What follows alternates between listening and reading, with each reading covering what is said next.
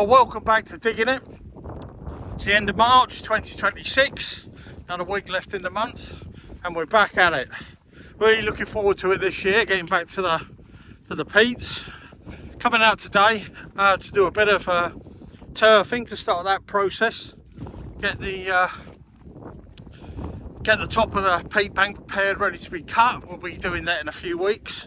Wait for a little bit of good weather. But you really want to start this turfing process as early in the year as you can, really. It's been a very wet couple of weeks on the island. Ground is very sodden, but we're getting more light and it's getting a little bit warmer, and that means that pretty soon now the grass and the heather and the roots and all of that in the bog will start to grow, and that makes it much harder to get that through the top layer and to get some nice kept cut off these banks. Really looking forward to it. It's been a long winter. Quite a grey day today, expecting a little bit of rain, some spits and spots, but let's see how we get on. So here we are now, approaching the bank up the top of the moor. I haven't been out here since the end of last cutting season. It's always great to get out here, and let's see what we find.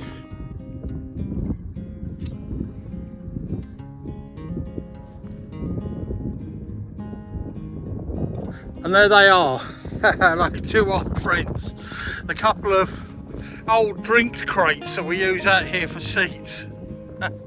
Left exactly where they were put and used last at the end of the season last year, end of cutting, which was, I think it's probably June. I was out here last June, beginning of July last. And there they are, still there. Let's have a look at the bank, see what we find.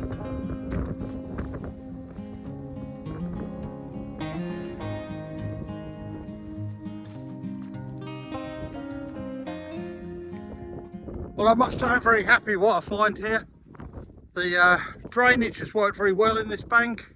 One or two puddles, nothing much, only a centimetre deep.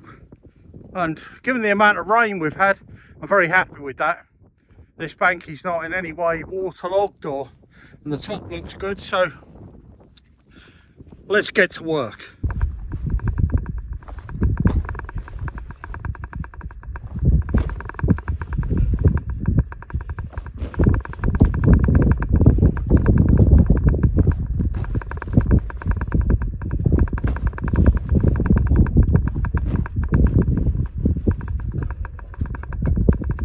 So the basic principle here is that I'm cutting across the bank, as you probably saw there,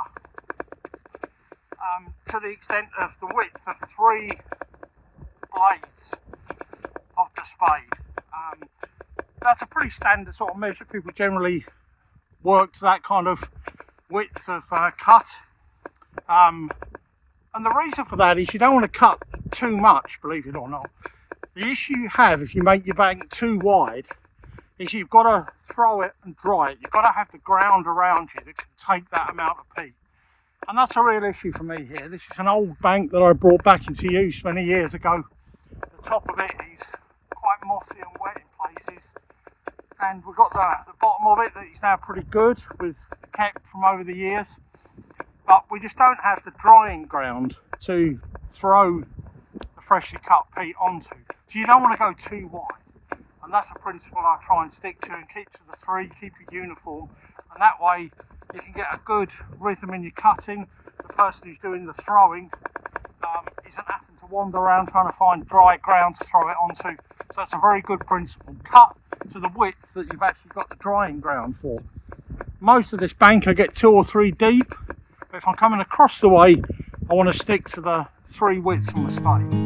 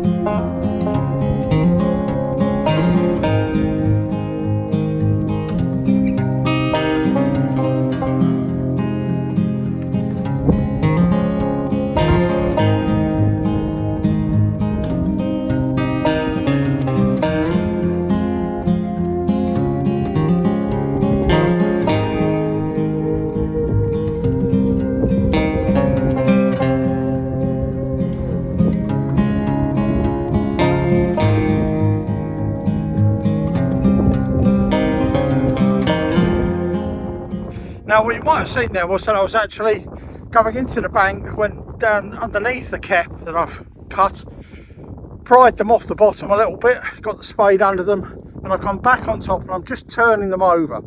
What I'm not doing is throwing them down on the ground at the moment. When I've done them all, they'll be left here until we're ready to cut, and then a day or two before we come out, I will come out and throw them down onto the bottom of the bank where they are the footing, and also where some of the peats will be left to dry once they're cut. But for now, this time of year, we just leave them on the top. The effect of this is it protects the top of the bank from any unexpected frost or ice at this time of year, but it also means they have time to really shrink, and then they're much lighter to lift. So that's why we do that.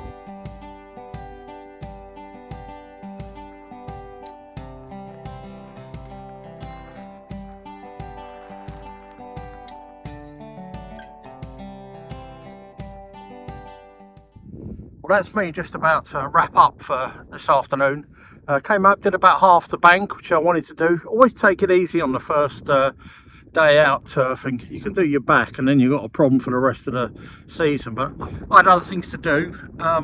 Principally, I'm looking around for another old bank that I can return to use. The bank I've been cutting for the last 5-6 years, which I opened, was an old bank, very old bank, hadn't been used for decades and decades, and I brought that back in during COVID, and I'm still cutting that bank, the bank that's behind me here, which I've been working on today, and I need another one. The problem I face is that this bank and the one just further up the hill here, you can see running down there, share an access path.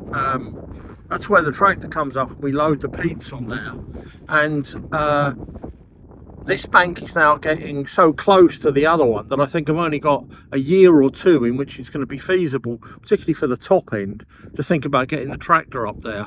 I've been looking for that, and I'll keep you updated on that. I'll be tracking around looking for a bank, and if I find one, well, I sure as well be bringing it to this channel. Thanks for watching. If this is the first time you've watched this, please do subscribe. It really helps. A like, comment. Love reading any comments, and look forward to seeing you on the next one.